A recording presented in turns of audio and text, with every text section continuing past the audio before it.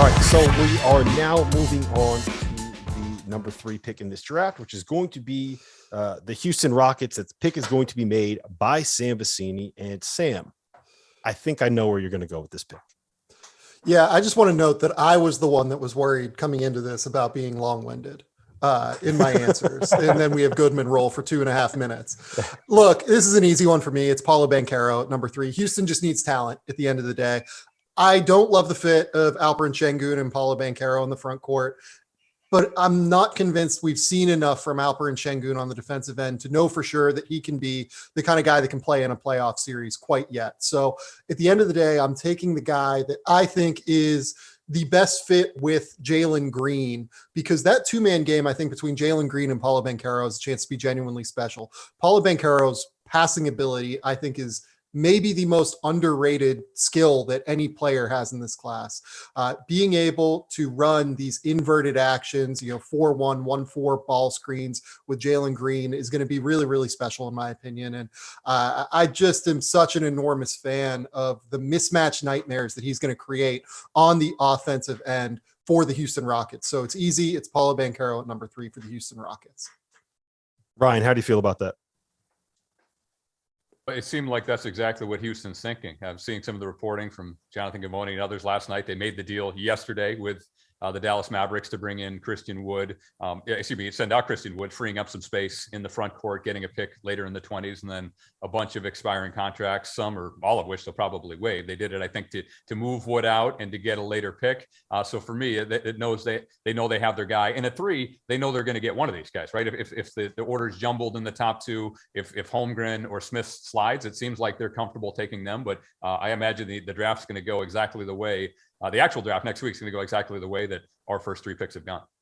That's because we have the best experts covering the draft here. So it's probably going to be exactly the way that we roll this out. You got about 30 seconds here, Jeremy. I want to know, how do you think that fit between Jalen Green and Paolo Banchero is going to work? Are there enough shots to go around between those two? Yeah, I definitely think so. I mean, I think one of the sort of underrated things about Paolo, who I have at number 2 on my own board, is he can play both ends of the two-man game, right? Like he can be the screener and he can be dangerous, or he can bring the ball up. Like they did that a little bit at Duke with Mark Williams screening for him. So like, I think with Jalen as a player, as talented as he is, I think you get 2 guys like that and you try to get them to build chemistry. And I think it can work. Like they're both, unselfish enough. And particularly Paolo, like as Sam said, he's a really, really good passer, which sometimes gets lost in the whole dialogue about him. So I don't see why it can't work. You have to figure out what to put around them. But those 2 guys together, I wouldn't have any concerns about. All right, pick number 17. We are going back down to Houston. Sam, you're picking again for the Rockets. Who do you have? Yeah, so again, this is a situation where I'm picking talent at the end of the day. And in this case, I'm lucky that I think the talent fits really well. I'm going Ty Washington out of Kentucky. I love the way that Ty fits in both iterations of Houston's backcourt. I think that he can play really, really well next to Jalen Green. He kind of accentuates a lot of the skills that Jalen has. Jalen's going to be able to collapse the defense with his incredible athleticism, then kick it out to the weak side where Ty can shoot. And then he can make decisions attacking closeouts and processing the game. That's what he really excels at. And then on top of it, I think he brings some of the steadiness that sometimes Kevin Porter can lack on the offensive end, particularly just with his ability to make decisions. It could free up Kevin Porter to be more of that high level scorer that I think we all believe that Kevin Porter can be. So I really like the fit of Ty Washington here. I think that it's a really great potential fit as well with Paolo Banchero, who I just drafted in the front court. Just kind of across the board, I love this fit for Houston. And it's one of those things that I really hope we actually see on draft night. Goodman, you went all in on Ty in the preseason. He did not have a great end to the season. I think part of that was a little bit of an ankle injury. Part of that was playing out of position. What's your take on Ty at the next level? Yeah, I just don't think Calipari did a good enough job with Ty, to be honest. And part of it was having Severe Wheeler, and he's a ball-dominant point guard who doesn't shoot it well.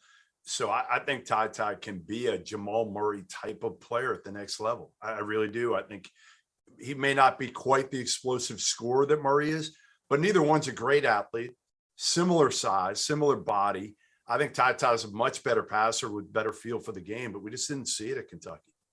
Ryan, I want to ask you this. How much do you consider the program that players are coming from when you draft them? Like we've seen Kentucky guards, Tyler Hero, Tyrese Maxey, Jamal Murray, all these guys outperform where they've been drafted.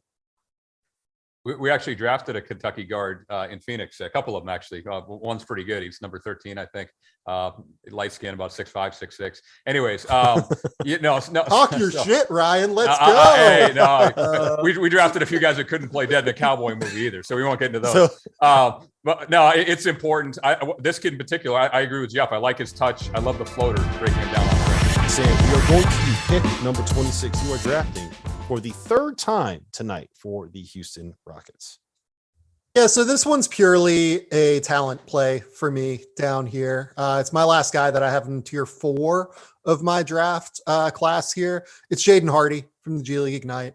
Do I love the idea of having him in the same backcourt as a bunch of shot gunners like Jalen Green, Kevin Porter, even Ty can get a little bit shot happy from time to time, but I don't. But at the end of the day, I'm taking talent here, and I think Jaden's ability to create shots at a really high level is very underrated. I think he has, in terms of like technical craft, the best handle in this class. Like there's no antidote for just being able to run around dudes like Jaden Ivey can. But in terms of just the technical ability to, change direction, change pace, I think his handle's exceptionally tight. I also loved his last month of the season for the Ignite. He was horrible for the first few months, but he really kind of figured out that mix of being able to make plays as a passer. I think he's an underrated passer when his mindset is geared toward that. And then on top of it, he made 40% of his threes over the last month and a half of the season on 10 attempts per game. I think he can generate those shots at a really high level. This is a Jordan Poole upside swing for me, where if it works, I have a guy that can create shots, and there is very little more valuable in today's NBA than guys that can knock down shots and create them out of isolation.